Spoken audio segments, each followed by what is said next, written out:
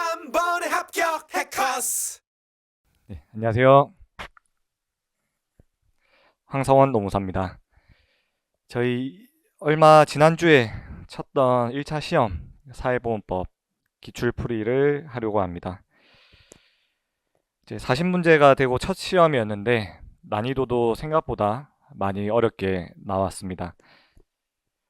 이제 기출 나왔던 걸 분석하는 자리는 아니다 보니 간략하게만 보고 문제가 어떻게 풀 수 있었는지, 얼마나 어렵게 나왔는지 보려고 합니다. 일단 저희 시험 나왔던 거 총평을 드렸었는데 거기서 나온 것처럼 기본법의 비중이 조금 많이 낮아졌어요. 대신에 연금과 건강 파트가 비중이 조금 올라갔죠. 저희가 강의할 때 목표로 잡았던 게 있었어요. 일단 첫 번째로 저희 목표는 70점 이상이 목표였죠. 70점.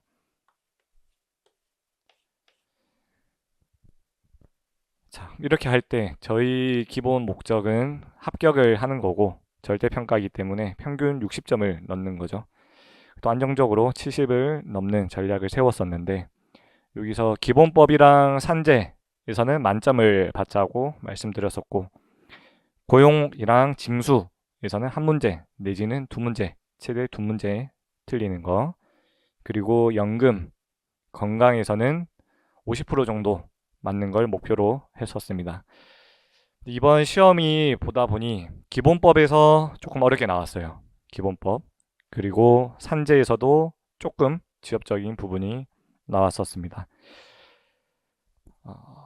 기본법에서는 아마 한 두 문제 정도까지는 틀렸을 수 있을 것 같아요. 그리고 산재에서는 한 문제 정도가 조금 어려웠던 것 같고 의외로 고용보험에서 난이도가 조금 평이하게 나왔죠. 한 문제 정도 조금 어려운 문제가 나왔었던 것 같습니다. 그리고 연금, 건강에서는 처음에 타겟 잡았던 한 50% 정도 선은 충분히 맞췄을 수 있었을 것 같아요. 저희 강의 때 했던 내용들 위주로 공부를 하신 분들은 당황하지 않았으면 70점, 적어도 60점 이상은 맞을 수 있는 난이도였지 않나 싶습니다. 그런데 처음 시작부터 너무 지엽적인 곳에서 나왔죠. 41번, 42번에서 시행령 쪽에서 그리고 거의 한 번도 보지 못한 부분에서 시험이 나왔었습니다. 아마 출제자분들이 이 모든 시험 난이도를 다 지엽적인 데서 낼 수가 없으니 조금 기술적인 차원에서 앞부분에 이렇게 어려운 부분을 낸 것 같아요. 그래서 수험생분들이 멘탈을 좀 못 잡고 좀 당황해서 문제를 풀었으면 좀 많이 어려웠지 않았을까 싶습니다. 강의 때 말씀드린 것처럼 분명히 모르는 시험 문제가 나온다고 말씀드렸어요. 한 번도 못 본 부분이 나올 수가 있고 그때 당황하지 말고 그냥 틀리고 넘어가면 되는 거예요. 저희가 목표가 70점으로 잡으면서 일부러 이 정도까지는 틀려도 된다 말씀드렸던 게 이런 틀려라고 낸 문제들은 그냥 틀리고 넘어가시면 돼요. 굳이 이런 것까지 다 맞추려고 하실 필요 없고 여기에서 멘탈이 흔들리시면 안 됩니다. 일단 저희 기출풀이 먼저 한번 쭉 하고 다음 연도는 어떻게 공부를 해야 될지 간략하게 한번 말씀드리도록 하겠습니다.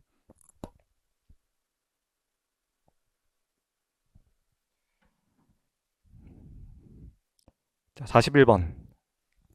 지금 강의 들으시는 분들이 시험을 쳐본 분들도 있으실 거고 처음 공부를 시작하시는 분들도 있을 것 같아요. 일단 기본법 같은 경우에는 범위가 되게 좁죠. 법령도 조항이 되게 작고 양이 작아서 어지간하면 다 공부를 하고 만점을 받자고 말씀드렸었습니다. 근데 41번, 42번 같은 경우는 이제 시행령 거기서도 좀 되게 지엽적인 곳에서 나왔어요. 그런데 처음 저희가 기본 강의 때 했던 것처럼 좀 이렇게 지엽적인 곳에서 나온다고 하더라도 기본법이랑 산지에서는 만점 받는 것을 타겟하고 공부를 하셔야 돼요. 기본법에서도 이제 시행령 쪽을 조금 더 지엽적인 부분까지 보면서 공부를 하셔야 될 것 같습니다. 41번부터 한번 볼게요. 자, 저희 중장기 사회보장 재정 추계, 통계 업무 여기에 대해서는 많이 우리가 공부를 했었어요. 그런데 이거를 위탁할 수 있는 기관 또는 단체를 고른 것은 하고 나왔었습니다.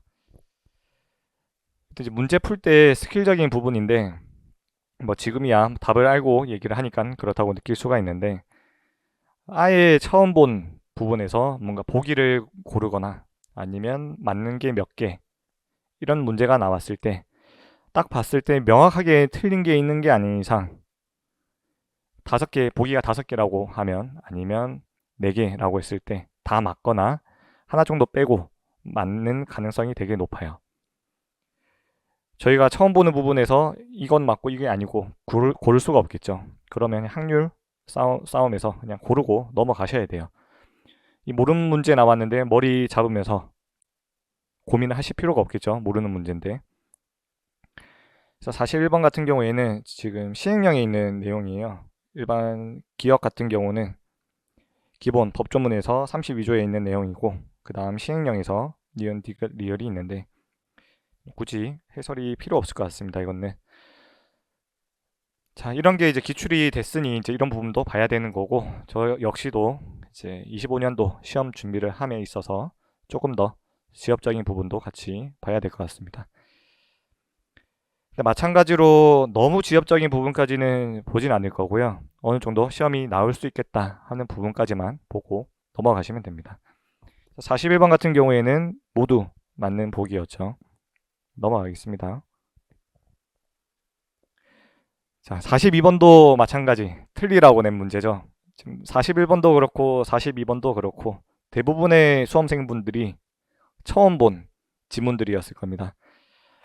그나마 42번은 뭔가 어디서 본 것 같은 지문들도 섞여 있었죠. 42번 보기부터 쭉 보게 되면 1번, 2번, 3번, 4번, 5번이 있는데 다 시행령이 있는 내용이에요. 여기서 1번 지금 개인정보보호법 범죄 경력 자료에 해당하는 정보를 처리할 수 있다. 뭔가 보다가 보면 뭐가 틀린 건지 모르겠지만 범죄 경력자에서 한 번쯤은 다들 걸리셨을 것 같아요. 근데 맞는 것 같기도 하고 틀린 것 같기도 하고 너무 어렵게 냈죠. 시행령에서는 저게 범죄 경력자가 아니라 뭐 건강에 관한 자료 뭐 이런 게 들어가 있습니다. 틀리라고 낸 문제죠. 근데 뭔가 범죄 경력자 좀 이상하다. 1번 고르신 분들은 맞췄을 거고 아닌 분들은 틀렸겠죠. 계속 말씀드린 것처럼 이런 거 그냥 틀리고 넘어가시면 됩니다. 저희는 70점만 넘으면 돼요. 이제 재정 추계는 이제 계속 시험에 나오는 거고 이렇게 몇 월 며칠까지 기준으로 시험에 나올 수가 있을 거라고 말씀드렸었습니다. 1번 같은 경우는 경년으로 실시하는 거 뭐 누구나 다 알고 있는 내용이고 지금 실시 세부 지침, 추계, 통보 이 월수에 따라서 보기가 나올 거라고 말씀드렸었는데 저희가 이거 공부할 때 어떻게 했었죠? 위원회가 있고 장관이 있고 장이 있을 때 저희가 분기별로 하면은 3, 6, 9, 12가 있죠. 3, 6, 9, 12. 근데 기본법에서는 6월이라는 숫자가 안 나온다고 말씀드렸었어요. 그래서 저희가 공부할 때는 3, 9, 10, 12, 3 이렇게 공부를 했었습니다. 기본법에서는 항상 이 공기관 또는 정부에서 뭔가를 할 때 계획을 세울 때든 평가를 할 때든 항상 지침 어떻게 처리를 할지 지침을 세운다고 말씀드렸어요. 왜 그래요? 공단도 그렇고 담당자가 계속 바뀌어요. 순환을 할 수도 있고 퇴사가 잦을 수도 있고 그런데 이 민원인들이 뭔가 기준이 다 다르게 판단을 받게 되면 민원을 되게 넣겠죠. 그렇기 때문에 항상 지침을 세우고 그 지침에 따라서 실시를 하게 됩니다. 그래서 3월에 지침을 수립하고 9월에 재정 추계하고 10월에 얘한테 알려주고 그 다음에 12월에 피드백을 하고 그다음에 3월에 위원회에 보고하고 심의 거친다고 했었습니다. 그래서 1번 경년으로 실시하는 거 맞죠? 2번 재정 추기를 실시하는 해에 1월 31일이 아니라 3월 말까지 세부 지침을 마련하는 거죠. 그래서 2번이 틀렸고 3번 보기 보면 이제 요거죠. 3월에 지침 만들고 9월에 실시하고 10월에 밑으로 내려다 주고 그다음에 보기 4번 보면 12월에 위로 피드백을 하고 그쵸? 그리고 내년도 3월에 위원회에 보고를 한다. 이렇게 숫자로 공부하신 분들은 어렵지 않게 맞추고 멘탈을 회복을 하셨겠죠. 자, 다음 페이지. 무조건 항상 매년 시험에 나오는 부분이죠. 표만 그리면 다 맞출 수 있는 부분이고 고용보험 파트에서 이 문제가 안 나올 수가 없어요. 되게 쉬운데도 안 나올 수가 없죠. 오타가 있긴 하네요. 어쨌든 대상이 누군지를 봐야 되죠. 지금 장애인의 구직급여, 소정급여 일수가 어떻게 되냐 하는 거였습니다. 이건 저희가 표를 그려서 문제를 풀었었죠. 그렇죠? 기준이 어떻게 됐었어요? 일단 근로자만 보게 되면 50세 미만 또는 이상이거나 장애인 있었죠. 일단 표를 그릴 때 1년 미만을 적어주라고 말씀드렸죠. 그 다음 뭐예요? 1년 이상 3년 미만 3년 이상 5년 5년 이상 10년 10년 이상 이렇게 해서 표를 그리신 분들은 충분히 맞췄겠죠. 그래서 항상 스타트는 120, 120이었죠. 그리고 올라갈 때 30일씩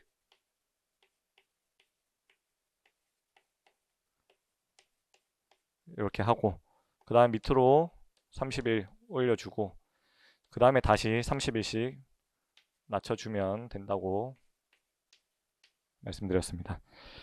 자, 여기서 보면 피보험 기간이 1년이면 1년 이상에 들어가야 되는 거죠. 1년 이상에 여기 들어가야 되는 거고 장애인이니까 여기 답이 되겠죠.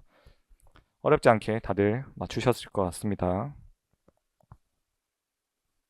지금 구직급여 며칠인지 소정급여 일수가 며칠인지 구하는 문제는 몇 년 연속 나온지도 모를 정도로 매년 나오고 있어요.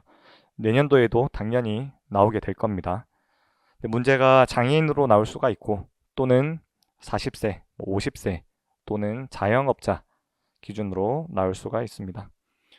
여기서 뭐 하나 더 한다고 하면 자영업자가 있죠. 자영업자는 구직급여를 받으려고 하면 기본적으로 1년 미만일 때는 안 돼요. 24개월 안에서 기준기간 안에서 1년 이상이신 분들만 되는 거였죠. 애초에 1년 미만일 때는 해당 사항이 없고 요때부터 120일 똑같이 30일씩 늘어나게 됩니다. 그래서 처음에 문제 풀 때 이 표를 그리고 시험을 풀면 틀릴 일이 없을 것 같습니다. 자, 심사 및 재심사 청구 되게 평이한 문제들 나온 거죠. 1번부터 보게 되면 우리 의견서 보내는 거는 7일이 아니라 5일이죠. 5일.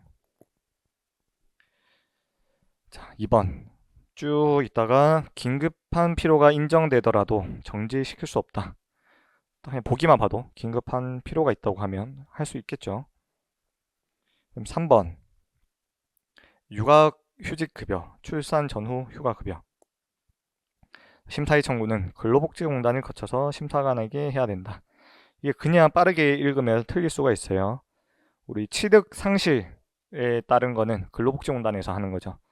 근데 이렇게 급여, 돈 나가는 거는 우리 직업안전기관의 장이 하는 거였죠. 직업안전기관의 장을 거쳐서 심사관한테 하는 거죠. 이제 4번이 좀 헷갈렸을 수도 있어요. 이제 4번을 만약에 모르겠다, 헷갈린다 하면 일단 5번으로 넘어가는 거예요. 5번 쭉 보면 결정서 정본이죠. 정본을 보낸 다음 날부터 효력이 발생한다. 이거는 저희가 강조하면서 봤던 부분이잖아요. 보낸 날부터 효력이 발생하는 거였죠. 명확하게 틀린 게 다 틀렸죠. 딱 봐도. 정답이 4번이 되는 건데 이거는 2차 공부, 행쟁을 같이 하고 계신 분들은 어렵진 않았을 것 같은데 이런 식으로 보기가 잘 나온 적이 없다 보니 맞는지 아닌지 헷갈렸을 것 같아요. 그런데 틀린 거를 다 소거를 하고 나면 4번이 맞는 게 되겠죠. 지금 심리를 맞췄을 때라고 했죠. 심리를 맞췄을 때. 심리를 맞췄다고 하는 거는 이제 결정이 나오겠죠. 각하였으면 애초에 심리를 안 하고 각하를 바로 했을 거고 심리를 했으니까 결국 뭐예요? 인용하거나 기각하거나가 되는 거죠. 인용했다는 건 뭐예요? 이 청구를 한다는 것 자체가 원처분을 취소시켜 달라는 거겠죠. 인용했다는 거는 취소를 했다는 거고 이 취소를 할 때도 전부 취소를 할 수도 있고 일부 취소를 할 수도 있겠죠. 그리고 기각했을 때도 마찬가지. 전부 기각했을 수도 있고 일부 기각했을 수도 있고. 그래서 4번이 정답이 됐었습니다. 크게 어렵지는 않았습니다. 이 문제도. 그리고 46번 6 플러스 6 드디어 시험에 나왔죠. 이번에 개정되고 워낙 중요하다 보니 시험에 나올 수 있다고 말씀드렸었습니다. 이거 보기에 있는 지문을 잘 보셨어야 돼요. 좀 그냥 넘어가시고 정답을 골랐으면 좀 헷갈렸을 수도 있을 것 같습니다. 지금 이게 뭐죠? 6 플러스 6 육아휴직급여에 대한 부분인데 쭉 문제를 보시면 7개월째 요때부터 통상임금 얼마 기준인지 그리고 상한액이 얼마인지 고르는 거였죠. 우리 이거 외울 때는 일단 원칙적인 부분을 먼저 외우고 그 다음 한부모 그리고 6 플러스 6 그리고 뭐 이렇게 공부를 했었어요. 원칙적인 부분은 뭐가 있었죠? 100분의 80 있었고 그 다음 상한 150만원 70만원 하하는 항상 똑같았어요. 하하는 그쵸. 그래서 저희가 공부를 해야 되는 거는 요거랑 요거였습니다. 그쵸. 6 플러스 6일 때는 기준이 두 가지죠. 6개월까지 그 다음에 7개월부터 어떻게 되는지가 있는데 6개월까지는 100 플러스 100에 200만원부터 한 달마다 50만원씩 올라가는 거였는데 7개월 차가 되면은 원칙으로 돌아오는 거였죠. 원칙으로. 그래서 저 원칙으로 돌아가서 100분의 80에 151이 정답이 됐었습니다. 이게 되게 중요한 부분인데 계속 시험에 안 나오고 있었어요. 작년에는 3 플러스 3 제도였는데 올해 6 플러스 6 되면서 시험에 나왔었습니다. 내년에는 한부모 가정 기준으로 나올 수도 있을 거고 또는 이 시험에서는 7개월째부터라고 했는데 3개월째일 때, 4개월째일 때 이렇게 시험에 나올 수가 있습니다. 월수마다 상한 금액이 올라가기 때문에 제대로 공부를 안 하면 틀릴 수가 있어요. 처음부터 그렇게 내면 너무 난이도가 올라가니 조금 조절을 해주신 것 같습니다. 이 부분은 다들 모든 강사님들도 그렇고 강조를 했던 부분이기 때문에 다들 잘 맞추셨을 것 같습니다. 자, 이제 보험 가입, 저희 고용보험 피보험자 지금 자격 취득 아니면 가입이 안 되는 사람들 할 때 공부를 했었죠.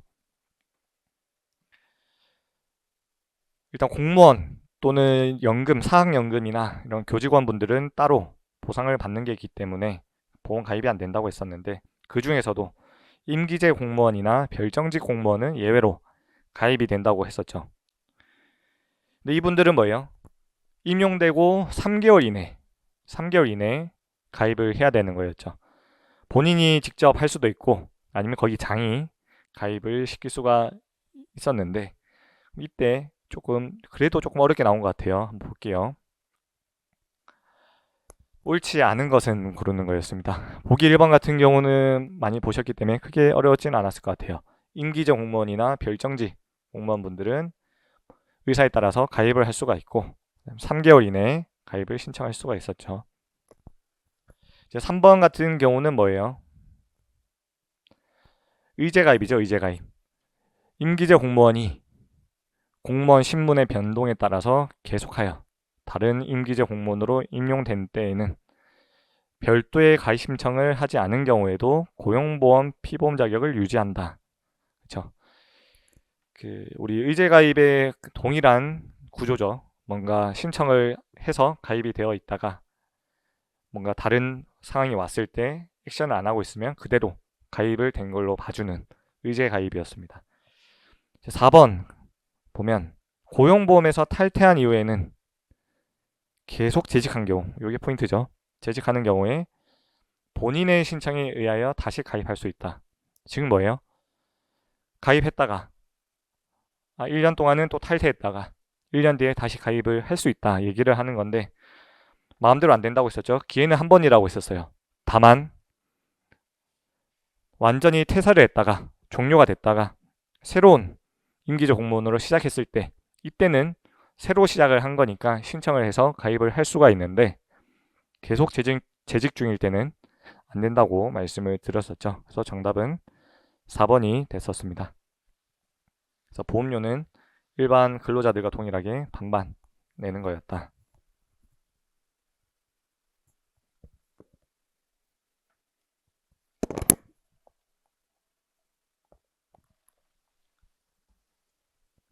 자, 이제 48번 실업급여에 관한 설명이네요. 옳지 않은 것은, 자, 1번부터 한번 같이 볼게요. 실업급여 수급 계좌 나왔어요. 실업급여만 수급 계좌에 입금되도록 관리해야 된다. 뭔가 맞는 것 같기도 하고 틀린 것 같기도 하고, 애매하면 세모치고 넘어가시는 거예요. 근데 뭔가 맞는 것 같죠, 느낌상. 2번 수급 자격 인정 신청을 한 사람에게 신청인이 원하는 경우에는 쭉 안내해야 하여야 한다. 이것도 뭔가 맞는 것 같은데 잘 모르시겠죠. 3번 쭉 보면 전액, 실업급여 전액 압류할 수 없다. 이거는 이미 기출된 부분이고 다들 숙지를 하고 있었을 것 같아요. 4번 지급된 금품에 대하여는 공과금을 부과한다. 이거 명확하게 틀렸죠. 공과금이 없는 거, 산재에서도 마찬가지고 세금 제한하는 게 없었습니다.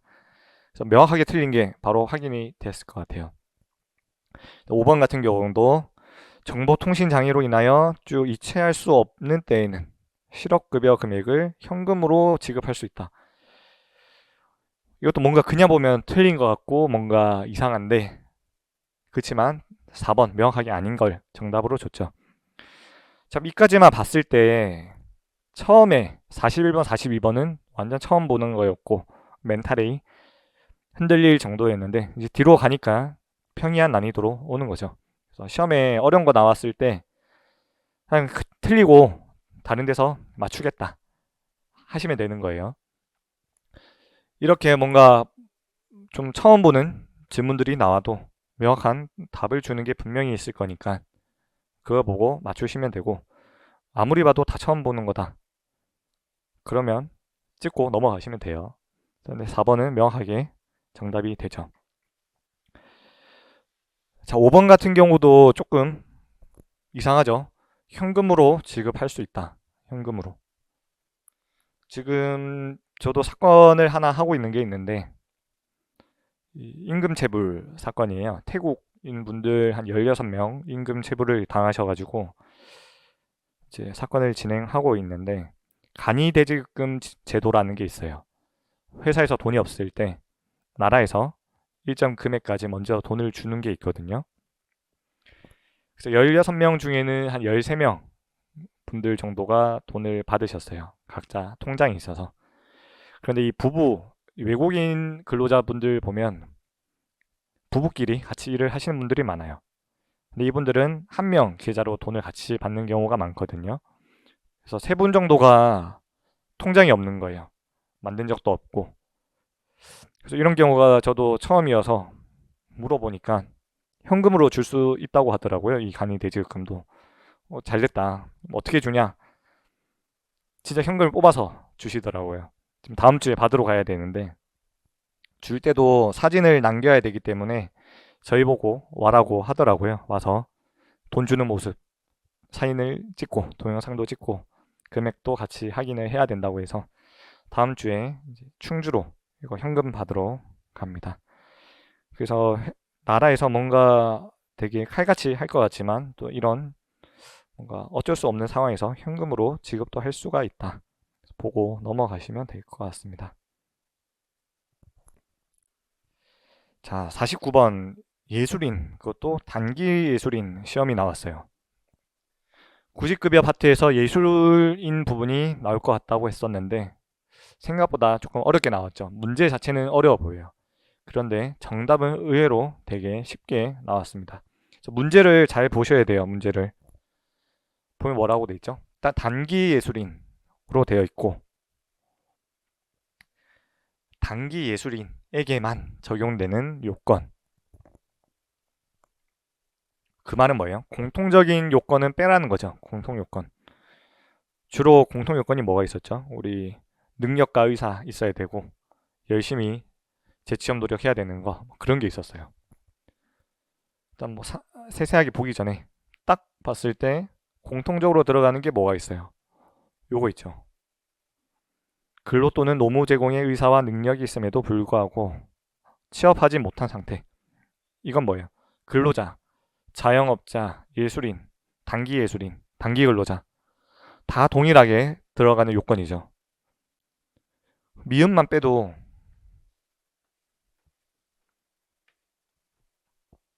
정답이 바로 나오죠. 1번.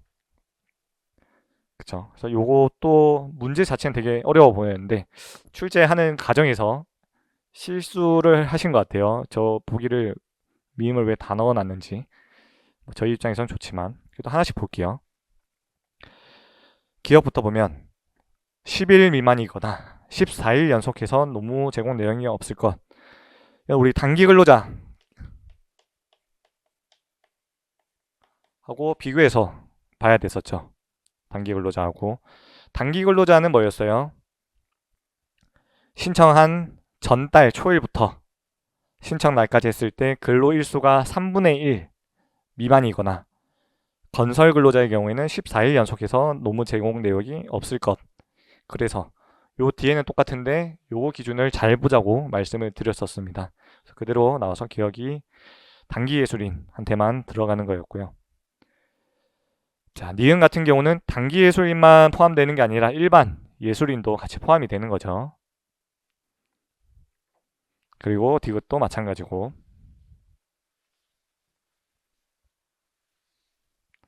그리고 리을은 뭐예요? 단기 예술인일 때만 이때 90일 이상을 단기 예술인으로 종사하였을 것. 많이 봤던 내용이기 때문에 크게 어렵지 않았던 것 같습니다. 정답은 1번이 됐었습니다. 그래서 문제 푸실 때 아까 앞 문제도 그렇고 명확하게 아닌 거, 명확하게 맞는 거, 약간 애매한 거는 세모치고 정답을 소거해 보시면 의외로 쉽게 찾아질 때가 있습니다. 자, 연장급여가 시험에 나왔죠. 연장급여. 또 문제 자체는 또 되게 쉬웠죠.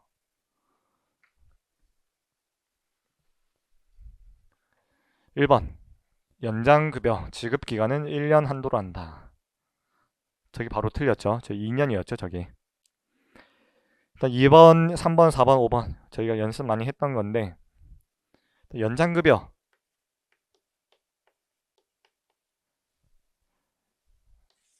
우리가 보면 훈련이 있고 특별, 꼭 개별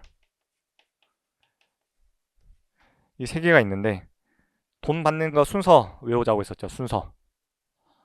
얘가 제일 1등이고 그쵸? 훈련. 그 다음에 특별.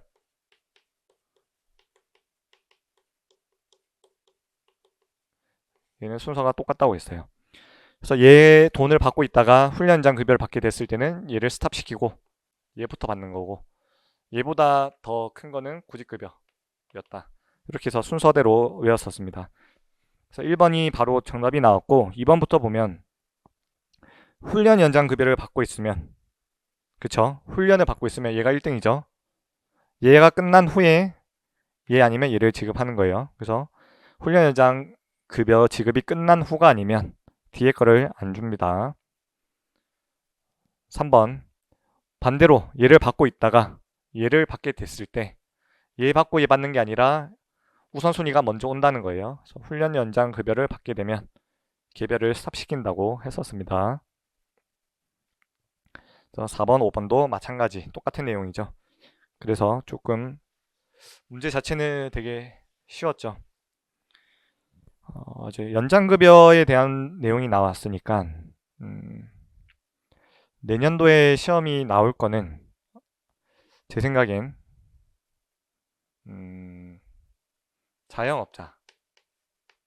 업자나 노무 제공자나 예술인이 있는데 각각 적용 안 되는 내용들이 있다고 말씀드렸었죠.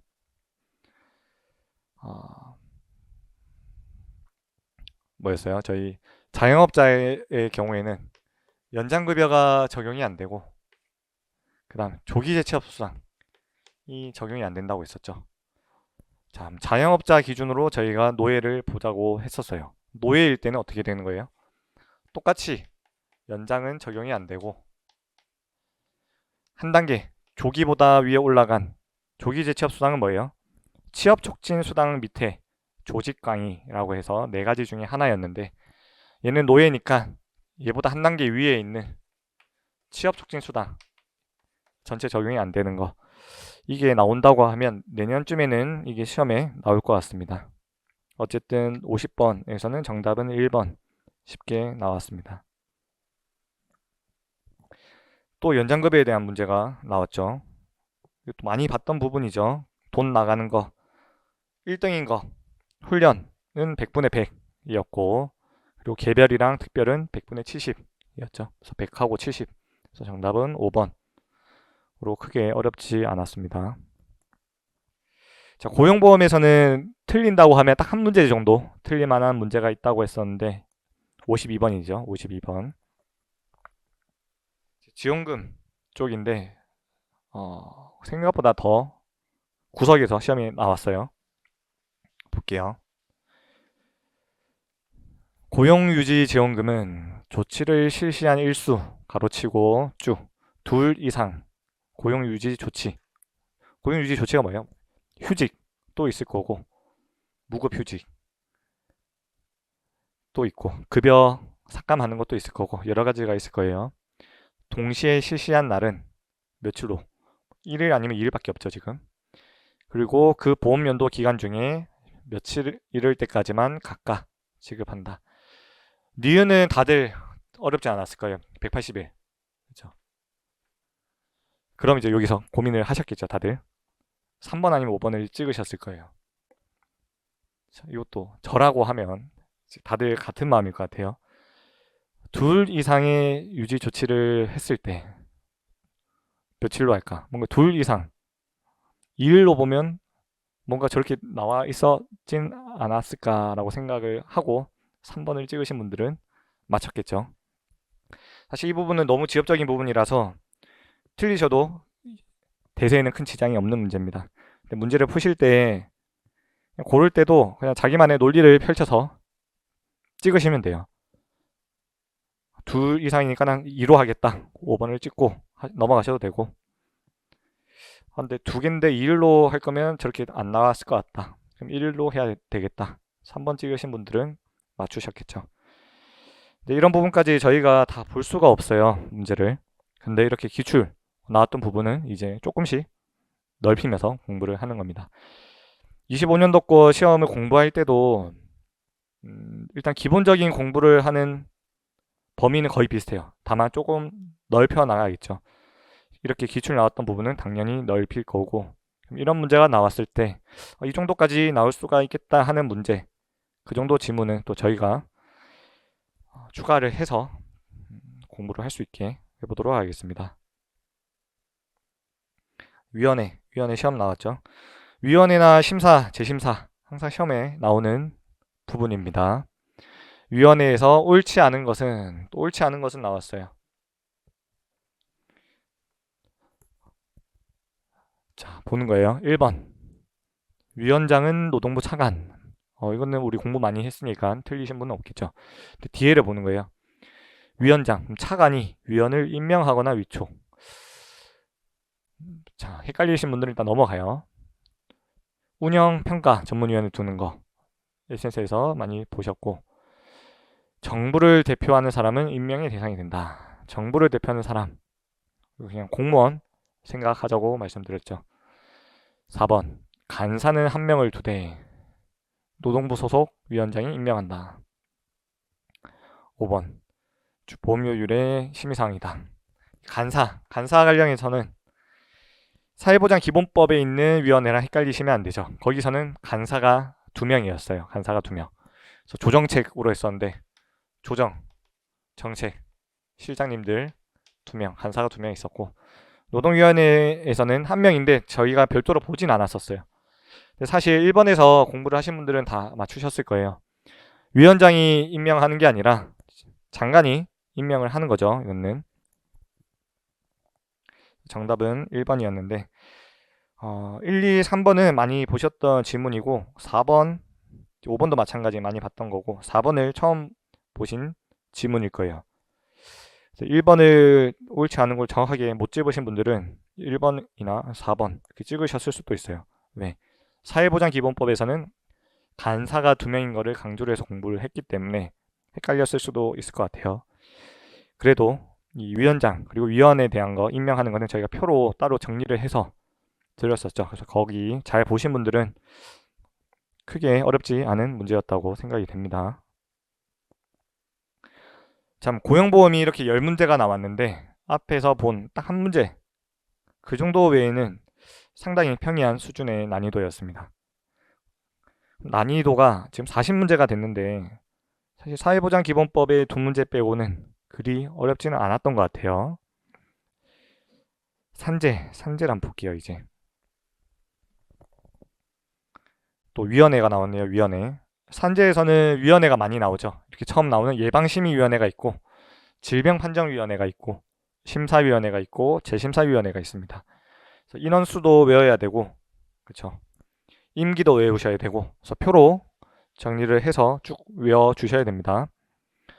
그래서 옳지 않은 것은 근사공이고, 산재랑 고용보험이랑 항상 비교를 하면서 외우시면 좋죠.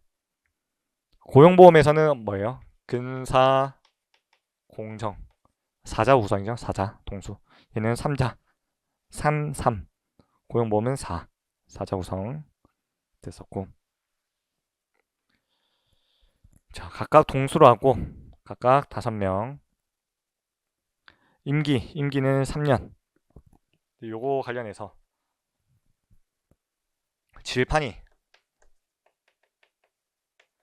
질판이는 임기가 몇 년이죠? 얘는 2년이죠. 얘는 왜 2년이라고 했었죠? 그 질병판정위원회는 사건이 엄청 많아요. 그리고 위원이 총 180명이 있어요. 총 180명이 있는 건 아니고 180명 이내로 결정을 하는데, 이렇게 사람이 많은 이유는 이 산재 환자들이 와서 판단을 받는 건데, 이 위원 중에서 자격 들어가는 사람이 변호사도 있고 노무사도 있고 의사, 치과의사, 한의사 등등이 있습니다. 그런데 이분들이 3년이나 하게 되면 사건을 랜덤으로 들어갔을 때 아는 분들 사건이 들어왔을 수가 있어요. 뭔가 비리나 이런 게 있을 수가 있기 때문에 임기를 2년으로 짧게 한다고 말씀드렸었죠. 그리고 인원수 같은 것도 질병판정위원회는 180명, 그리고 심사위원회 150, 재심사 90, 심패 45명. 그래서 숫자 요 인원도 외웠었던 거 기억이 나시면 좋을 것 같습니다. 그래서 어쨌든 3번 3년으로 하되 연임할 수 있다. 맞죠? 5번 보건이 아니라 보궐이죠. 보궐위원 임기는 남은 임기로 한다. 4번 가반 출석, 가반 찬성이죠. 3분의 2가 아니라 가반 찬성. 그래서 이게 틀린 지문이었다. 정답은 4번이 됐습니다. 자, 유족보상연금, 유족연금. 자, 1번, 2번, 3번, 4번, 5번 쭉 보면 일단 전체적으로 2번, 그리고 4번, 5번. 얘는 뭐예요? 국적, 외국 거주, 우리 연금 상실 사유할 때 많이 봤던 거였죠. 국민이었던 자가 외국에 거주하기 위해서 출국하는 거. 그쵸. 이때 이게 있었고. 또는 국민이 아닌 자가 외국에 거주하기 위해서 또는 거주하고 있는 경우 상실되는 게 있었어요. 또는 사망하거나. 자, 1번도 제가 예시를 두 개 들어주면서 설명을 했던 부분인데 보면 유족 보상연금 수급 자격자인 유족이 사망한 근로자와의 친족 관계가 끝난 경우 그 자격을 잃는다. 자, 이게 제가 기본 강의 때도 그렇고 마지막 정리할 때도 말씀을 드렸어요. 헷갈릴까봐. 상실이 있고 정지가 있을 때 무슨 차이가 있냐 말씀을 드리면서 자, 부모가 있고 자녀가 있다 했을 때 얘도 마찬가지.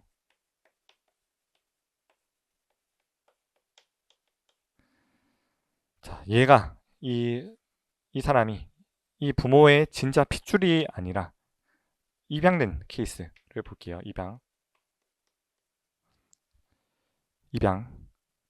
얘가 지금 1번 케이스를 보는 거예요. 수급 자격자였던 거예요. 돈을 받고 있다가 이 사람이 파양이 되는 거예요. 파양이. 이게 끊기는 거죠. 애초에 원래 핏줄이 아니었기 때문에 파양이 되고 나면 친족 관계가 끝났다고 보면 되는 거예요. 그러면 자격을 상실하는 거였어요. 반대로 얘는 진짜 핏줄일 때 돈을 받고 있다가 입양되는 거예요. 양부모 밑으로.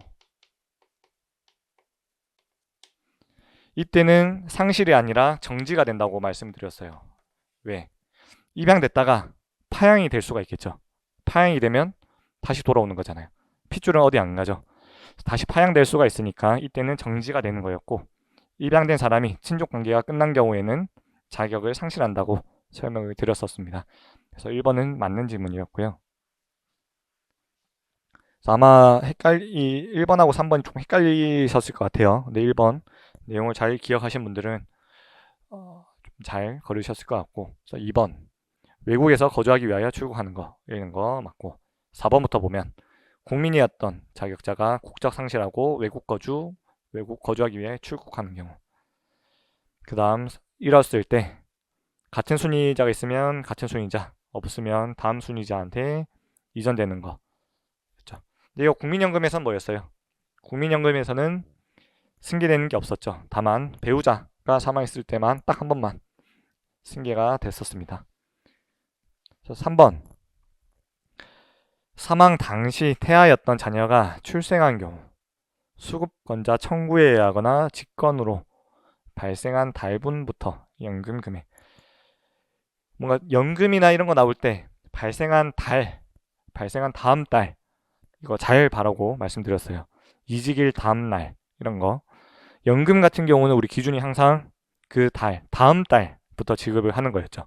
그리고 소멸은 그 달의 말일 이렇게 하는 거였고, 마찬가지로 여기도 발생한 달이 아니라 발생한 다음 달이 되어야 됩니다. 그래서 정답은 3번이 됐습니다. 자, 56번 노무 제공자 그리고 플랫폼 종사자에 대한 부분이 조금 나왔어요. 밑에는 우리 노무 제공자 두 문자 땄던 거 기억나실지 모르겠습니다. 강사가 이야기하던데 소방관 대신 대방어가 가보다 이렇게 하면서 외웠었습니다. 자, 1번부터 볼게요. 플랫폼 종사자, 온라인 플랫폼을 통해 노무를 제공하는 노무 제공자. 플랫폼 종사자가 있고 운영자가 있어요. 어쨌든 1번 모르겠다, 한번 넘어가 보시는 거예요. 2번 평균 보수 우리 평균 임금 할 때 같은 걸로 쭉 보시면 되겠죠. 산정하여야 할 사유가 발생한 날이 속하는 달의 전달 말일부터 이전 3개월 동안, 우리 이거는 다 잘 아시는 거잖아요. 전달 말일부터가 아니죠. 발생한 날부터 쭉 소급해서 3개월 동안을 하는 거죠. 2번이 명확하게 틀렸고, 3번 공제 모집 이것도 뭐 당연히 쉽게 나왔죠, 이 부분은. 그리고 5번 플랫폼 운영자. 알선한 것을 업으로 하는 사람. 그래서 이런 게 되게 그냥 간단하게 지문이 나왔고 오히려 문제 자체는 쉽게 나왔었던 것 같습니다. 57번 요양급여 범위에 해당하는 거. 굳이 암기로 하면서 외우진 않았었어요. 이 부분은. 우리 보험급여도 그렇고 산재에서 우리 보험급여 할 때도 따로 외우진 않았었죠. 우리 내가 다쳤다 생각을 하고 하나씩 해보자고 말씀을 드렸었던 것 같습니다. 처음에 다치면 병원을 가죠. 병원비 요양하는 거 요양급여였고 요양하고 있으면 일을 못하죠. 일 못하면 뭐예요? 휴업급여. 휴업급여 끝났다. 장애가 남았으면 장애. 그렇죠. 뭔가 간병을 받는다 끝나고 간병급여가 있고 뭔가 장애 낳기 전에 2년 이상 계속 치료를 받고 있다. 치유가 안 됐다. 상병보상연금이 있었고 사망했다. 유족연금, 유족급여. 그럼 이거랑 세트로 장례비. 그 다음 만약에 복귀했다. 재활보상, 재활급여. 이렇게 해서 외웠었어요. 그쵸? 그래서 이거를 가지고 그냥 보시면 돼요. 재활치료. 재활급여지만 당연히 요양으로 쭉 들어가겠죠. 간호 받는 거. 이송비, 간병. 병원에서 치료받을 때, 요양할 때는 간병을 해주니까 간병급여가 따로 안 나오고 병원에서 치료가 다 끝났을 때 나오는 게 간병급여라고 설명을 하면서 말씀드렸었죠. 그 다음 진료 재료, 뭐 약제비도 있고 보조기 이런 게 다 들어가는 거였죠. 5번이 됐었고요. 개인적으로 산재나 이런 부분에 대해서 저런 거를 두 문자 따면서 굳이 외우실 필요는 없는 것 같고요. 그냥 공부를 하시면서 내가 치료를 받는 거 기준으로 공부를 하시면서 외우시면 될 것 같습니다.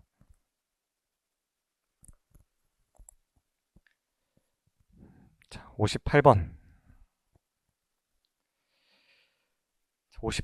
산재에서 조금 헷갈린 부분 있었다고 하면 첫 번째가 58번인 것 같습니다. 딴 건 어렵진 않았죠. 2번, 3번, 5번은 별로 안 어려웠어요. 장례비, 우리 최고보상 기준 적용하는 게 있고 최저 뭐 이런 거 할 때도 장례비 이런 게 들어갔었는데 어쨌든 에센스에 있는 내용으로 보면 일단 장례비는 120일치에 대한 평균 임금을 주는 거였고 이때 최고 금액이랑 최저 금액은 장례비 90일분에 최고 보상 기준에 31분 최저는 최저 보상 기준에 31분 에센스에 있는 내용이고 크게 다루진 않았었어요. 그냥 보고 쭉 넘어갔었는데 5번 유족이 있는 경우에는 120일치 돈을 주는데 유족이 없고 이 장례를 치른 사람이 있다고 하면 120일 안에서 실비 그 든 비용을 줬었습니다. 근데 2번, 3번을 잘 몰랐어도 그냥 훑고만 가셨어도 2번이랑 3번이 좀 같은 구조가 되어 있는 걸 봤을 때 둘 중에 하나가 틀렸다고 생각은 못 하겠죠. 결국 2번이나 4번, 1번이나 4번 중에서 고민을 하셨을 것 같아요. 사실 이거는 잘 헷갈리죠. 4번 같은 경우에는 10원 미만은 버린다. 이 에센스 교재에는 없어요. 시행령이 있는 내용인데 10원 미만은 버린다는 게 뭐예요? 끝자리가 1원, 2원, 3원 이게 안 들어간다는 거예요. 아마 고민을 하실 때 10원 미만일지 아니면 100원 미만일지 고민을 하셨을 것 같아요. 그리고 일반에서는 당해연도 1월 1일부터 12월 말까지인데 당해연도인지 다음 연도인지 전년도인지 이게 헷갈리셨을 것 같고 장례비나 이런 거에 대해서 고시를 하게 돼요. 이 최고보상이랑 최저보상 고시를 하게 되는데 이 고시는 고용노동부 홈페이지에서 고시 항목에 들어가면 공지사항에 올라와요. 이 장례비 같은 경우는 보통 12월에 올라오게 됩니다. 12월에 올라와서 이를테면 올해 24년 12월이 되면 25년의 장례비 최저 금액 적용 기간 하면서 올라오게 돼요. 즉 다음 연도 1월 1일부터 12월 31일까지 적용할 거를 전년도에 알려주게 됩니다. 당해 연도가 아니라 다음 연도가 되는 건데 쉽진 않았을 것 같습니다. 그래서 산지에서 틀린 문제가 있었다고 하면 첫 번째로 이 문제가 아니었나 싶습니다. 정답은 1번이 됩니다. 자, 질판이 업무상 질병판정위원회 구성. 저희 이거 할 때에는 심사 재심사위원 들어가는 위원 자격이랑 비교하면서 옆에 에센스에서 적어드렸던 기억이 납니다. 1번부터 보게 되면 옳은 것은 조교수 이상 두 번째. 근데 여기서 위원이 될 수 없다고 해놨어요. 그리고 치과 의사는 될 수 없다. 우리 치과 의사, 의사, 한의사 다 되죠. 명확하게 틀렸고 3번 산업재해 보상 관련 업무에 5년 이상 위원이 될 수 있다. 이게 맞는 거죠. 심사에서는 10년 이상이 들어갔었죠. 그 다음 인간공학 분야 기사 취득하고 관련 업무 3년 이상 종사한 한의사는 위원이 될 수 없다. 한의사 위원 될 수 없다. 틀렸겠죠. 임기 3년이 아니라 2년이죠. 2년. 그럼 뭔가 헷갈릴 만한 게 1번이랑 3번 정도가 헷갈렸을 것 같아요. 그런데 조교수 이상 이것도 에센스 보면서 몇 번씩 그래도 지나가면서 보셨기 때문에 그래도 3번을 잘 고르셨지 않았을까 싶습니다. 이 부분은 정답은 3번이 됩니다. 이 질병판정위원회 구성위원으로 들어가는 이 연수, 사실 연수에 대한 부분은 제가 그때 말씀드릴 때도 심사위원회, 재심사위원회랑 질판이랑 어느 정도 비교하는 시험 문제가 나올까봐 에센스에 옆에다가 같이 비교를 하면서 표를 적어드렸었는데 그래도 같이 지나가면서 이런 5년, 10년 보신 분들은 잘 맞추셨지 않았을까 생각이 듭니다. 60번부터 빨리 볼게요. 산재, 용어, 정의 시험에 나왔네요. 그렇죠? 제가 마지막 정리할 때 말씀드린 것처럼 장해랑 중증 요양 상태 또는 치유 이 세 개 중에 조금 짚어서 말씀을 드렸었습니다. 1번부터 쭉 보면 유족, 장해에서 우리 포인트는 뭐였어요? 치유는 됐는데 노동 능력이 상실된 걸 얘기를 하는 거였고 중증 요양 상태는 치유가 안 된 거를 얘기를 했었어요. 2번부터 보면 정신적 또는 육체적 훼손으로 노동 능력이 상실되거나 감소된 상태 이까지 요거는 포인트 키워드가 들어가 있는데 치유되지 아니한 상태라고 되어 있죠. 아니죠. 우리 요양급여가 있고 휴업급여가 있고 이 장해급여가 있었죠. 장해급여. 이 장해급여라는 거는 산재가 종결이 되고 장해급여가 나와요. 한 6개월, 7개월 요양을 다 끝내고 그래도 뭔가 이 산재가 끝났다는 게 무슨 의미예요? 치료가 더 이상 치료할 게 없다. 증상이 고정됐으니까 끝낸 거예요. 완치가 됐을 수도 있고 아니면 딱 고정이 됐기 때문에 이제 산재를 끝낸다. 요양이 종결을 낸다 하는 건데 그러면 치유가 된 상태에서 팔이 얼마나 안 올라가는지 말을 얼마나 못하는지 노동능력 상실 정도를 본다고 말씀드렸습니다. 그래서 치유가 된 상태에서 확인을 하는 게 장해죠. 그래서 2번 바로 틀린 게 나왔었습니다. 그래서 치유는 완치되거나 효과를 더 이상 기대할 수 없고 증상이 고정된 상태 맞죠? 그래서 좀 보너스 문제 61번 이거는 장해연금이랑 유족연금 비교를 하면서 말씀드렸었죠. 장해연금에서는 1년에서 총 4년까지 2분의 1을 먼저 줄 수가 있고 유족연금에서도 2분의 1 부분을 먼저 줄 수가 있는데 이때는 일시금 50%를 주고 나면 유족연금 50%가 평생 계속 50% 깎인 금액에서 주기 때문에 엄청 수급권자한테 오히려 불리한 제도라고 말씀드렸었던 것 같습니다. 보면 최초 1년분 또는 2년분이죠. 근데 1급에서 3급 노동 능력 상실이 100%인 경우에는 1년분에서 4년분까지의 반을 먼저 지급할 수가 있다 했었죠. 이거 주는 이유가 뭐예요? 장애보상연금, 연금. 우리 장애보상, 장애급여 할 때 외웠던 거 뭐 있죠? 1에서 3급, 4에서 7급, 8에서 14급 이렇게 했었어요. 1에서 3급은 뭐예요? 연금. 얘는 연금이나 일시금 선택. 얘는 일시금이었죠.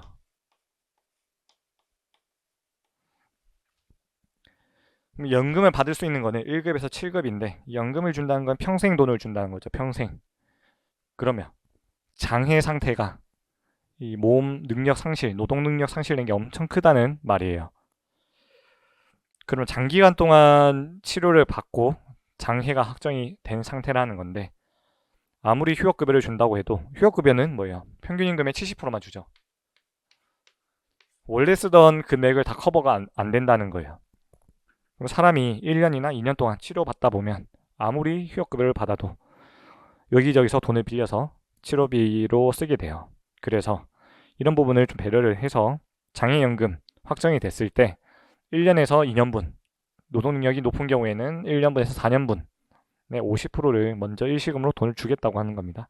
이걸로 대출받았던 거 아니면 지인한테 돈 빌렸던 거 갚아라고 배려를 해주는 거라고 말씀드렸습니다. 뒤에 있는 이거 비율에 대해서는 에센스에 내용이 없어서 별도로 PPT로 제가 강의 때 말씀드렸던 것 같습니다. 그래서 100분의 5의 비율에서 대통령령으로 정하는 바에 따라 이자를 공제할 수 있다. 자, 그래서 이게 되고 2년, 4년, 2년, 100분의 5. 다 더하면 얼마죠?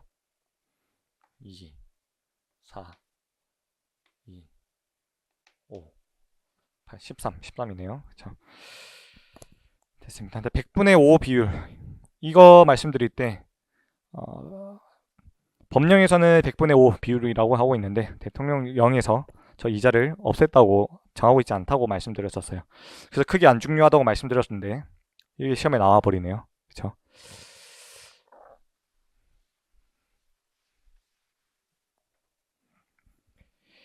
여기를 더 강조를 해서 100분의 5를 말씀드렸어야 되는데 안타깝습니다. 자, 62번. 자, 상병보상연금인데 우리 1급 중증 요양 상태 1급, 2급, 3급일 때 돈 나오는 게 있었어요. 329, 뭐 며칠, 250 며칠, 257일 이게 있는데 이 일수가 사실 시험에 나온다고 하는 건 너무 지엽적인 데서 시험을 낸 거죠, 지금. 자, 아마 보실 때 1번은 잘 뭔가 헷갈렸을 거예요. 맞는지 아닌지 어디서 본 것 같고 넘어가면 되죠. 상병보상연금을 받는 근로자는 60세가 아니죠. 우리 고령자 휴업급여도 그렇고 61세 명확하게 틀린 게 확인될 거고 2번 연금 지급받는 경우 요양급여와 휴업급여는 지급되지 아니한다. 요양급여는 뭐예요? 요양급여. 요양급여가 있고 요양비가 있고 급여가 있어요. 요양급여. 요양비는 처음에 내가 사비로 돈을 쓴 거 이거를 나중에 청구하는 거를 요양비 청구한다고 말씀드려요. 뭐예요? 처음에 산재를 당했을 때 뭐 3월 1일에 산재를 당해서 산재 신청을 하고 4월 1일에 승인이 됐다. 그럼 뭐예요? 이 기간 동안에는 내 사비로 본인 부담금으로 병원비를 처리했죠. 산재가 승인되고 난 뒤에는 돈을 안 내요. 왜? 공단에서 병원으로 바로 돈을 주니까. 이게 요양급여고 이 사비 쓴 거를 공단에다 청구하는 거를 요양비 청구한다고 하는 거였죠. 참 요양급여 상병보상연금 받고 있다는 거 뭐예요? 치유되지 아니한 상태에서 계속 돈을 받고 있는 거, 치유받고 있는 거죠. 병원비는 요양급여는 계속 나오죠. 그래서 당연히 3번 틀린 걸 바로 확인을 하셨을 거고 4번 재요양 시작한 지 1년이 지난 후 우리 상병보상연금은 우리 요건 중에 하나가 2년이었는데 재요양 이거 설명하면서도 재요양일 때는 리셋이 되고 제2요양 시점부터 다시 2년이라고 말씀드렸었습니다. 그래서 2년 이것도 명확하게 답이 골라지죠. 그리고 최저 보상 기준 할 때도 90분의 100이 아니라 70분의 100. 이것도 워낙 강조했던 부분이니까 다들 2번, 3번, 4번, 5번이 틀린 게 바로 보이죠. 명확하게. 그래서 1번 일수를 안 외우셨어도 답을 고르시는데 어려움은 없었을 것 같습니다. 그래서 문제를 낼 때 아까 앞에처럼 좀 틀릴 만한 문제도 있는 반면 이렇게 공부를 어느 정도 하면 분명히 맞출 수 있게 이렇게 구멍을 내줍니다. 자, 복귀지원금이죠. 우리 재활급여에서는 뭐예요? 그 학원 기관에다가 돈 주는 게 있고 나한테 재해자한테 돈 주는 게 있고 사업주한테 돈 주는 게 세 가지가 있었죠. 세 가지. 그 세 가지 중에 세 가지 다 나와 있는 거죠. 복귀 지원금이 있고 그리고 훈련비랑 재활운동비 이렇게 세 가지가 사업주한테 주는 지원금이죠. 그래서 그때 우리가 볼 때 요건을 잘 보고 몇 개월 정도 돈을 주는지를 잘 보자고 말씀드렸었어요. 그래서 복직을 하고 6개월 이상 고용 유지를 해야 되는 게 기본으로 깔려 있었고 직장 복귀 지원금 제일 첫 번째에 나오는 지원금 같은 경우는 12개월 그다음 밑에 있는 훈련비랑 재활운동비는 3개월 동안 지급을 하는 거였고 그 앞에 있는 요건에는 복직을 하고 6개월 이내 이거를 재활을 하거나 훈련을 해야 되는 거 그런 요건이 있었죠. 그럼 뭐예요? 이번에는 이렇게 지급 기간에 대해서 시험이 나왔으니까 다음 연도에는 지급 기간이 아니라 요건에 대해서 시험 나올 수가 있겠죠. 그래서 63번도 이렇게 지나가고요. 자, 그럼 산재를 쭉 봤을 때 조금 어려웠던 게 61번은 100분의 5 이게 조금 어려웠던 것 같고요. 그리고 58번 정도 이 정도 한 문제에서 한 두 문제 정도는 헷갈리고 틀릴 만한 문제가 있었다 라고 말씀드릴 수 있을 것 같습니다. 자, 연금 5문제, 건강보험 6문제가 나왔어요. 기존에 나오던 출제 비중대로라고 하면 연금 4문제, 건강 4문제가 나와야 되는데 비중이 올랐죠. 연금 12.5%, 건강이 이제 15%, 두 개 합쳐서 27.5점을 차지하고 있는 거예요. 그럼에도 저희 목표는 50% 반타작 하는 것을 목표로 공부를 하는 게 좋을 것 같습니다. 연금은 절반 정도는 한 3문제 정도는 쉽게 나왔고 2문제 정도는 그냥 틀려라고 문제가 나왔던 것 같습니다. 64번부터 볼게요. 1번은 너무 쉽죠. 압류할 수 없는 거 그냥 맞췄을 거고 2번 장애연금 이것도 다 맞추셨을 것 같아요. 우리 국민연금법 공부할 때 봤던 부분이 그리 많진 않았었어요. 근데 기출된 부분은 다 보고 가자는 거였고 그리고 조금 외워야 되는 부분들은 강조를 해드렸습니다. 장애연금 요거 관련해서는 1급, 2급, 3급, 4급일 때 기준으로 기본연금 이제 4급일 때만 일시금 225% 주는 게 있었고 얘는 뭐예요? 기본연금 플러스 부양 여기는 기본연금의 80%, 60% 요거였죠. 그래서 2급일 때는 요거 못하네요. 1600 맞죠? 60%가 아니라 80%가 돼야 되는 거였죠. 그래서 80% 이게 틀렸죠. 그래서 2번 같은 경우에는 아마 다들 어렵지 않게 맞추셨을 것 같아요. 그래서 2번이 틀렸고 3번 장애 등급 2급 이상인 거 중증 장애인이나 저런 거 있었고 10년 미만이고 60세가 된 때에는 반환일시금 보면 또 생각나야 되는 게 소매시효. 반환일시금은 소매시효가 몇 년이죠? 10년. 그쵸? 10년.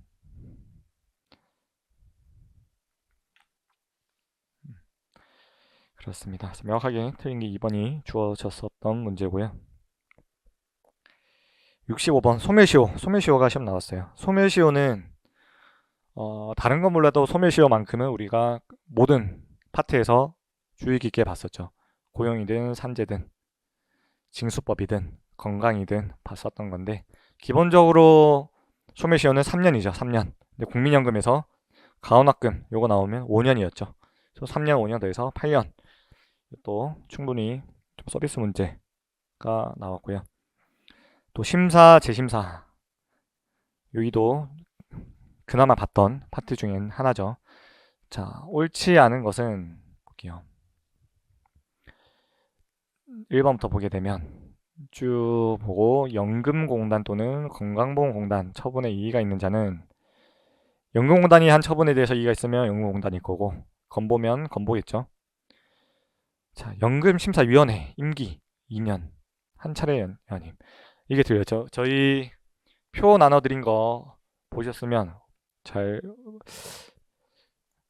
보셨겠죠. 자, 임기가 2년이었고 두 차례 연임할 수 있었어요. 연금은.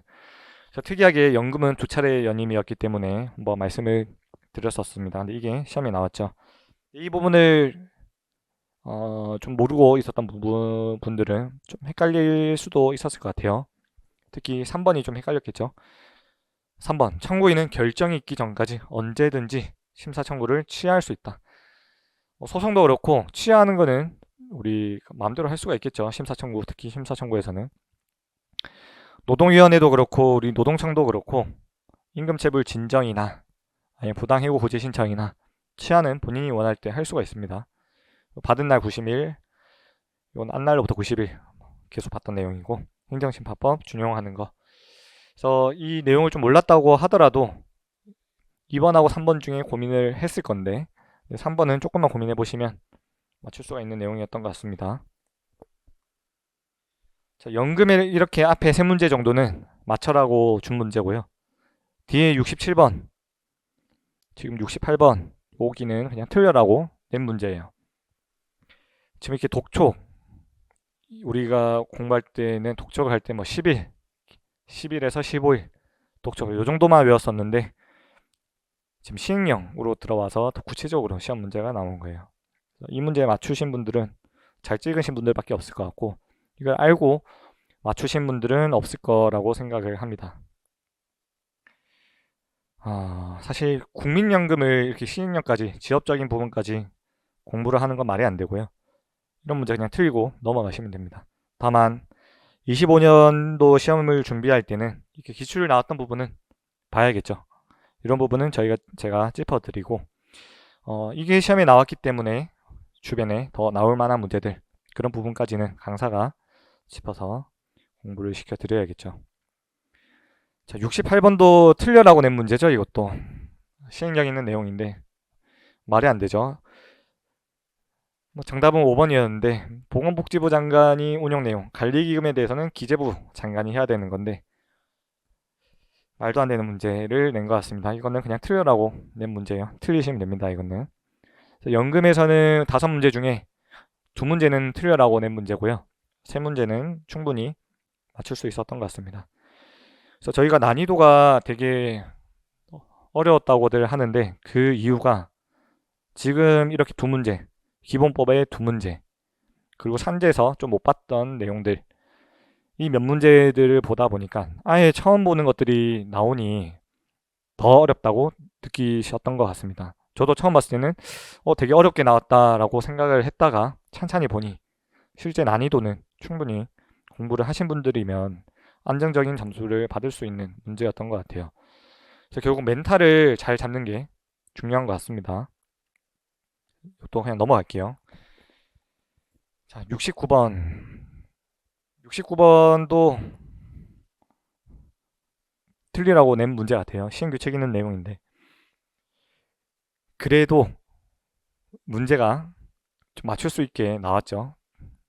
자, 내용 문제를 보면 부득이한 사유로 연체금을 징수하지 아니할 수 있다. 부득이한 사유. 이 부득이한 사유가 뭐냐? 연체금을 징수하지 않는다는 건 뭐예요? 뭔가 어쩔 수 없는 일이 발생한 경우를 얘기하는 거겠죠. 뭔가 화재, 뭔가 폐업 이런 내용들 앞에서 말씀드린 것처럼 뭔가 조금 애매하다, 뭔가 다 맞는 것 같다. 그럼 정답이 다 맞는 거 또는 하나 정도 빼고 다 맞을 확률이 높다고 말씀드렸는데 기억부터 리을까지 보게 되면 이거를 암기하신 분은 아무도 없을 거예요. 보신 분들도 거의 없을 거고, 거의가 아니라 아예 없을 거라고 확신을 합니다. 저도 처음 봤어요. 자, 이거는 자기 감으로 부득이한 사유가 이 정도면 부득이한 것 같다, 자기 판단하에 하는 수밖에 없고요. 그래도 조금 정답률을 높이려고 하면 자기 기준으로 하는 것보다 나라에서 정부 기준으로 생각을 해서 이 정도는 해줘야겠다 하는 걸로 고르셔야 되겠죠. 정답은 5번이었고요. 굳이 해설할 건 없어서 넘어가도록 하겠습니다. 우리 자격 변동은 중요하죠. 이거는 건강보험에서 우리 자격이 어떻게 되죠? 지역 가입자가 있고 지금 직장 가입자가 있어요. 지역 직장. 뭐 좀 직장 가입자에서 지역으로 가는 경우도 있을 거고, 지역에서 직장으로 가는 경우도 있고, 직에서 직구로 가는 경우도 있고, 지역에서 지역으로 가는 경우도 있을 거예요. 그렇죠? 뭔가 이런 자격이 변동될 때는 그 바뀐 날 바로 변동이 되는 거죠. 왜요? 직장에서 지역으로 바뀌었는데 그 다음날 뭔가 변동이 된다고 하면 그 하루가 애매하게 겹쳐버리죠. 그러면 안 되니까 그날로 바로 잘린다고 했었어요. 지역에서 사용자 직장으로 됐을 때 다음날이 아니라 그날이 되겠죠. 그날이 틀렸고, 니은 직장에서 직으로 직에서 직, 그날이죠. 다른 세대로 전입, 지에서 지역에서 지역, 그날, 니은 니은 맞고. 그 다음에 사용관계가 끝난 날, 사용관계 끝난 거는 우리 많이 봤던 거죠. 취득 상실할 때 했던 것처럼 사용관계 또는 사망, 이때는 다음날, 그죠? 그래서 기억 빼고 다 맞는 내용이었습니다. 그래서 70번은 조금 쉽게 나왔죠. 자, 71번도 이게 시험에 나왔죠. 공단, 근로복지공단도 그렇고 이 공단에 대한 부분을 내용을 그때 강의 때도 할까 말까 고민을 했었는데, 사실 공단 것까지 보는 거는 조금 말이 안 돼요. 공단. 근데 공단에서 시험이 나왔죠. 틀려라고 낸 문제 같습니다. 이것도. 공단은 법인으로 한다. 이거는 뭐 고르셨을 것 같고, 자, 제가 처음 문제를 봤다 생각을 하고 본다고 하면 1번은 일단 걸렀을 거고요.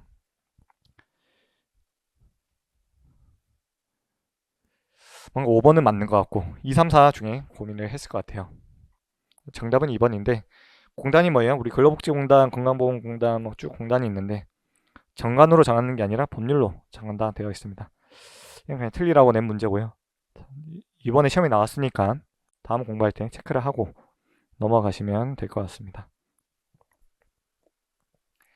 자, 이의신청 및 심사 청구, 우리 일반적으로 심사 지심사 청구라고 생각하시면 되죠. 보험급여 비용, 공단 처분에 이의가 있으면 공단에다가 하라. 2번 심평원에다가 하라고 하고 있는 거고, 이 이의신청이 또 불복하면 분쟁조정위원회가 있었고, 자, 1번, 2번, 3번은 많이 봤던 내용이죠. 4번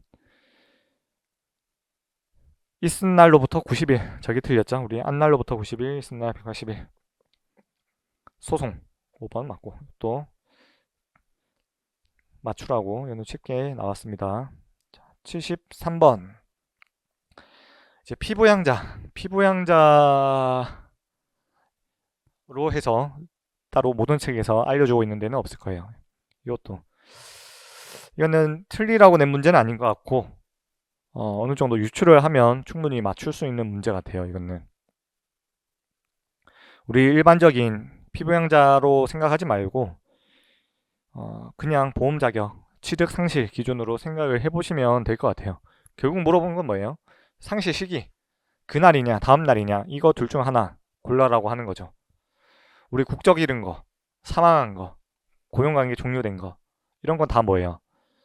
1학년은 다음 날이 돼야 되는 거잖아요. 그쵸? 기억은 일단 틀렸고 날리는 거죠. 1번하고 3번은 날라가는 거고, 니은 사망한 날의 다음 날, 저건 맞죠.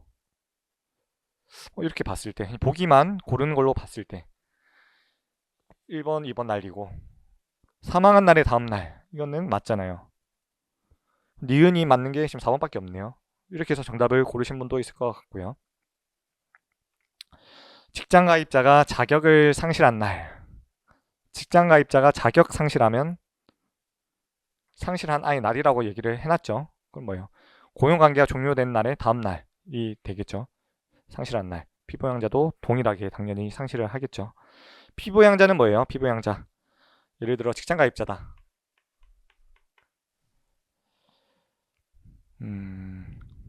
직장 가입자 밑에 이 피부양자가 들어가 있는 거예요. 그래서 이게 날아가면 얘도 같이 날아간다.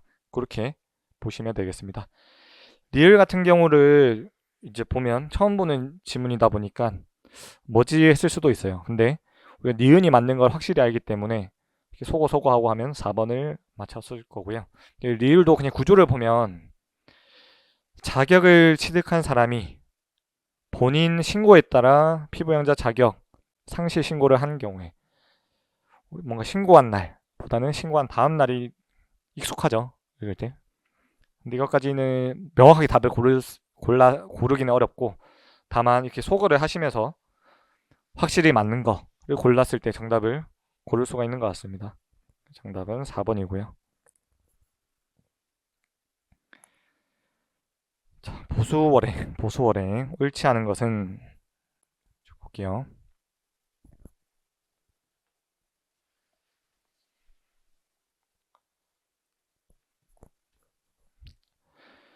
자, 1번부터 쭉 보면 뭔가 다 헷갈리게만 나오죠. 명확하게 아마 알았던 거는 2번 정도는 확실히 알았을 것 같고,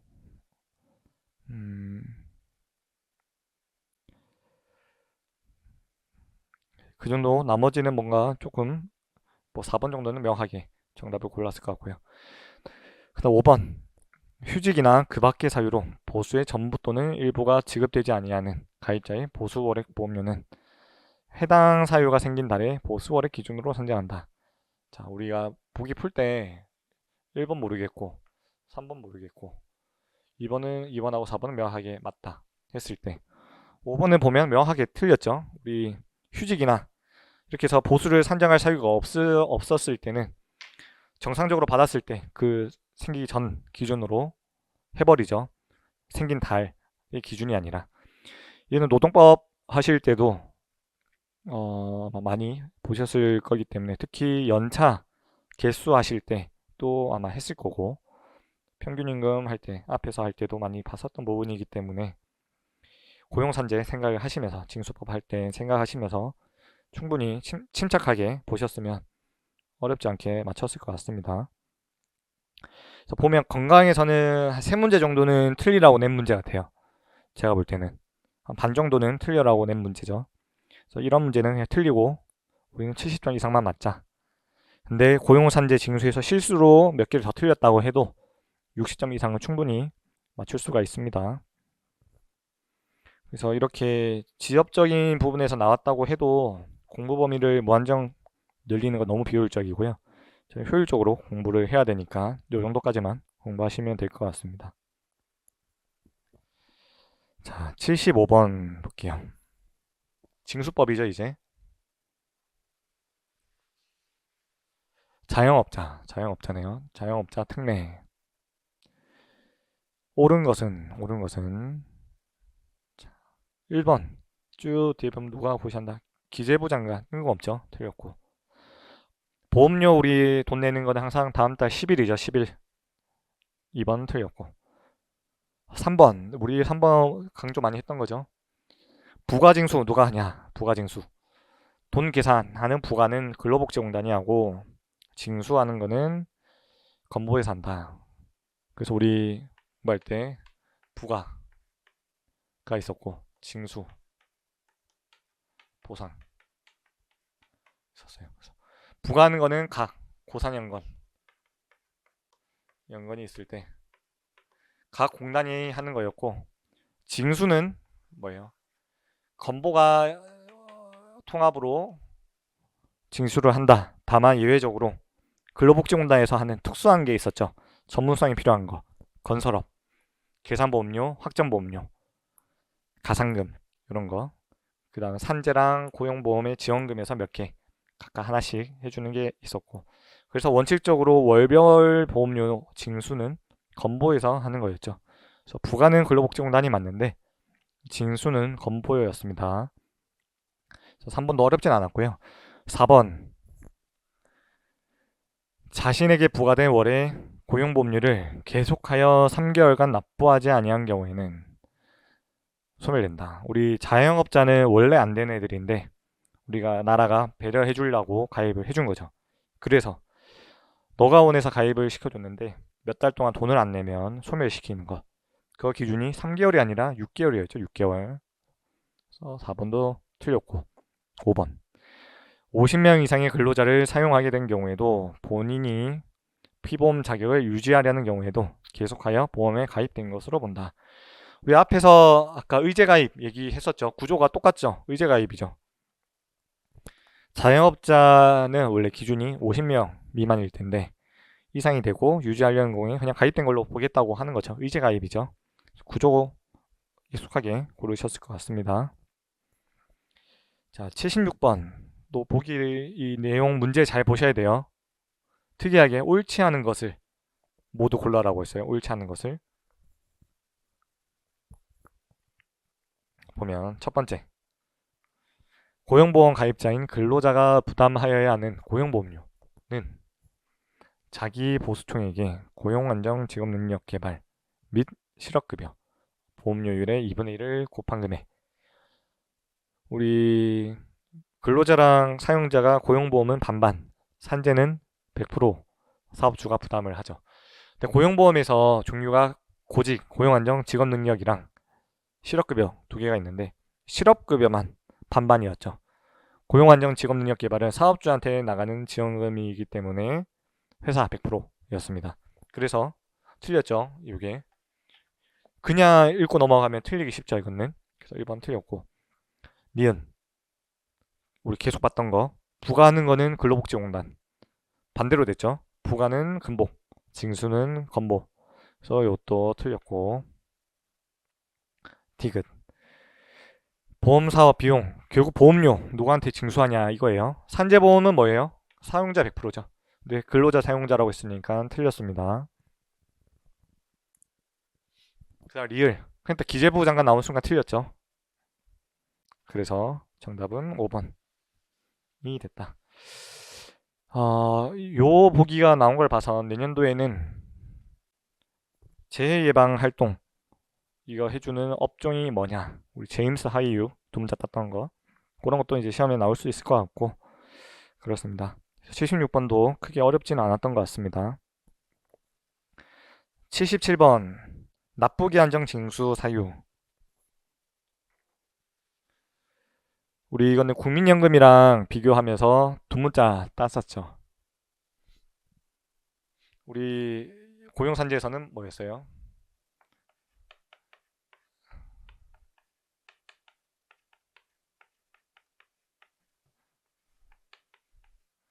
해경 나오는 사람이 해경 채강이다. 채강 해경 하다가 정지.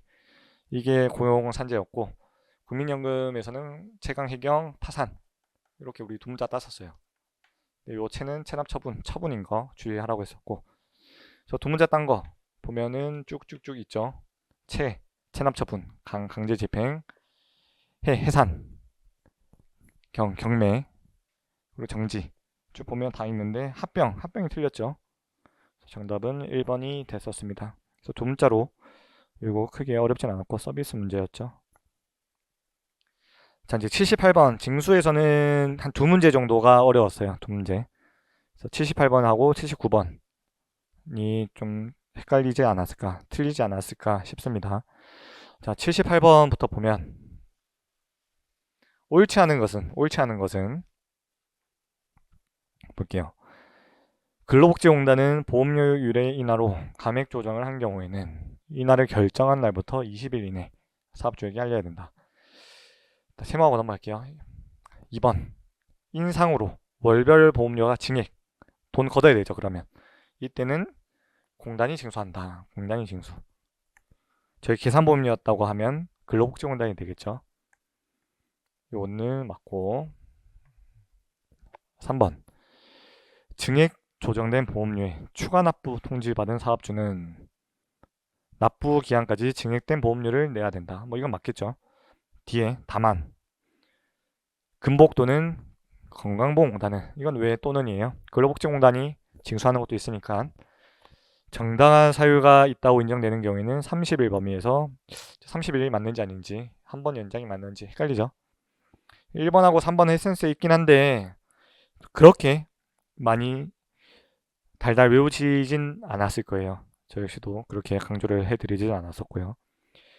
자, 4번 근로복지공단은 사업의 규모를 축소하여 실제 계산보험료 총액이 이미 신고한 계산보험료 총액보다 100분의 20 이상으로 감소하게 된 경우. 이건 아예 처음 본 지문이죠. 시행령에 있는 내용. 5번 인상으로 계산보험료가 증액되는 데는 근로복지공단이 징수한다. 이거는 맞는 내용입니다. 정답을 1번, 3번, 4번 중에 찍으셨을 것 같고요. 에센스에서 1번, 3번까지 숫자에 동그라미 하시고 주의 깊게 보신 분들은 4번을 고르셨을 것 같고요. 다만 1번하고 3번이 그리 1번 보기 같은 경우에는 어쨌든 기출된 지문이기 때문에 조문이기 때문에 보신 분들이 있을 것 같고 3번까지 엄청 디테일하게 보신 분들 그리 많지는 않았을 것 같아요. 4번은 시행령에 있는 내용인데 100분의 30입니다. 분명히는 저기 100분의 20 나왔으니까 틀렸죠. 너무 지엽적으로 나온 부분이고요. 제가 느낄 때는 틀려라고 낸 문제인 것 같습니다. 그래서 이것도 틀리셔도 대세는 크게 지장이 없습니다. 79번 우리 인가 취소할 수 있다가 있고 취소하여야 한다가 있었어요. 거짓으로 인가 받은 경우에는 뭔가 취소를 해야겠죠. 취소를 하는데 제한기간 이것도 시행령이 있는 거예요. 1년 이내에서 제한을 하게 되어 있어요. 1년 이내. 이것도 맞추신 분들은 거의 없지 않을까 싶습니다. 그래서 이것도 뭐 내년부터 공부를 하시면 될 것 같고요. 일단 80번까지 보고 한번 전체적으로 한번 짚어드리도록 하겠습니다. 80번 고직 보험료도 맞춰라고 낸 문제죠. 이거는 우리 표로 그렸었죠. 우선지원 대상인 경우 우선지원이 아닌 경우 그렇죠. 150명 기준으로 미만 이상 여기는 자영업자 포함이고 그리고 150에서 1000명 이상 또는 국가 지자체 그래서 25, 45, 65, 85 대충 그렸어요. 이런 식으로 있었어요. 자, 표를 그리고 고르셨으면 크게 어렵진 않았었습니다. 120명, 150명 미만 우선지원 대상 기업이라고 했을 때 100만 분의 25, 0.25%가 되고 니은하고 디귿은 0.85%가 되죠. 그래서 크게 어렵진 않았던 것 같고요. 그래서 징수법에서는 틀릴 만한 문제가 맥시멈은 2문제 정도였던 것 같아요. 제가 이런 헷갈리는 문제도 다 틀렸다고 치고 틀려라고 낸 문제 다 틀렸다고 치니까 한 75점 정도인 것 같아요. 근데 여기서 좀 찍어서 맞춘 것도 있을 거고 아니면 다른 곳에서 실수를 해서 많이 틀렸을 수도 있어요. 그렇다고 해도 저희가 수업 때 이렇게 했던 부분만 가지고 풀었을 때 제가 느낄 때는 그래도 70점 이상은 충분히 맞출 수가 있다고 생각이 들고요. 제가 계속 문제 풀어드리면서 틀려라고 낸 문제 그냥 틀리고 넘어가라고 한 거 다 틀렸다고 해도 75점인 거예요. 근데 앞에 분명히 문제를 보고 풀다 보면 아는 것도 틀리게 되죠. 그거를 뭐 4문제 더 틀렸다고 해도 65점, 60점이 넘어가죠. 근데 찍는 게 맞출 수도 있으니까 분명히 60점에서 70점 정도는 안정적으로 나온다고 생각이 들어요. 그래서 이렇게 문제를 올해 40문제 된 걸 처음 봤는데 이렇게 원래 하던 대로 공부를 할 수는 없어요. 당연히. 저도 이제 강의를 할 때 범위를 조금 더 늘리고 조금 더 확장을 해서 조금 지엽적인 부분도 보긴 볼 겁니다. 그렇지만 정말 말도 안 되게 틀려라고 낸 문제까지 맞추려고 공부를 하는 거는 계속 말씀드리는 것처럼 너무 비효율적이고요. 저희가 1차 시험은 2차 시험 치기 위한 관문이기 때문에 되게 효율적으로 공부를 하셔야 돼요. 그렇다고 뭔가 커트라인 맞춰서 공부를 한다는 건 말이 안 되고 안정적으로 70점 이상을 목표로 하고 공부를 하는 거고요. 말이 70점 이상이지 잘 맞추고 좀 어느 정도 잘 고르고 스킬적인 부분을 활용을 하면 더 고득점도 가능하겠죠. 반대로 실수를 하더라도 60점 이상은 나오게끔 그런 식으로 저희가 강의를 진행을 할 거고요. 그래서 다음부터 강의를 할 때 여러분들이 공부를 하시면서 시행령이나 시행규칙까지 이런 거 봐야 되는 거 아닌가 하면서 공부를 확장하실 필요는 없고, 제가 필요하다 생각하는 부분들은 제가 따로 교재에 넣어서 알려드릴 테니까 그 부분만 봐주시고 지금처럼 날릴 건 날리시면 되겠습니다. 그래서 가장 중요한 거는 멘탈이죠, 멘탈. 이렇게 모르는 문제 나왔을 때 그냥 시간 너무 많이 들이지 말고 다른 문제 집중을 하시면 돼요. 그렇죠? 그렇게 공부를 하시는 게 좋고, 그리고 공부를 이제 처음 접하시는 분들이 계실 건데, 사회보험법 과목이 암기 과목이라고들 많이 말씀을 하시죠. 암기 과목인 것도 분명히 맞아요.